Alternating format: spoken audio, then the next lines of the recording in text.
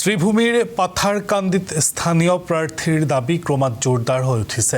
মূলত ভাৰতীয় জনতা পাৰ্টিৰ টিকটৰ দাবীদাৰ বহুজন স্থানীয় প্ৰাৰ্থী অৰ্থাৎ ভূমিপুত্ৰক টিকট প্ৰদানেৰ দাবী তীব্ৰতৰ হয়ে উঠিছে। দুবাৰৰ বিধায়ক তথা বৰ্তমানৰ মন্ত্ৰী কৃষ্ণেন্দু পালৰ স্থানত এজন ভূমিপুত্ৰক দলীয় টিকট দিবলৈ একাধিক সংগঠনেৰ দাবী। মনীন্দ্ৰ চন্দ্ৰ দাস নামৰ এজন আইনজীবীৰ নাম ইতিমধ্যে চৰ্চা লাভ কৰিছে। মুখ্যমন্ত্ৰী প্ৰদেশ সভাপতি আৰু প্ৰদেশ নেতৃত্বৰ সৈতে ইতিমধ্যে তেওঁৰ যোগাযোগ হৈছে।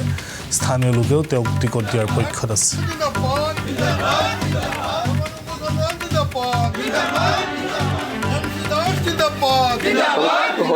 পাথাৰকান্দিৰ এজন স্থানীয় ভূমিপুত্ৰ আৰু পাথাৰকান্দিত বিশেষ কৰি এইবাৰ সব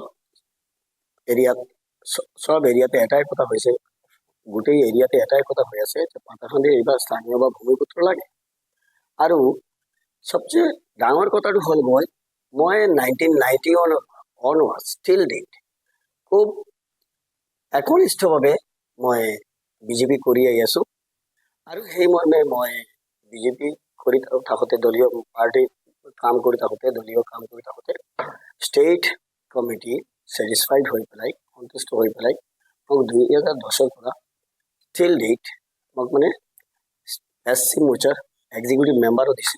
মই এইটো কৰি আছোঁ আৰু মই দলৰ কাৰণে ইমান দিন ধৰি যেতিয়া খাটি আছোঁ, কাম কৰি আছোঁ, একনিষ্ঠভাৱে কৰি আছোঁ, এইটো কাৰণে মই দলৰ ওচৰত মই এইটো দাবী ৰাখিছোঁ, যিহেতু ভূমিপুত্ৰ আৰু স্থানীয় মানুহ কথা উঠিছে। আৰু সবচেয়ে ডাঙৰ কথা হ'ল মই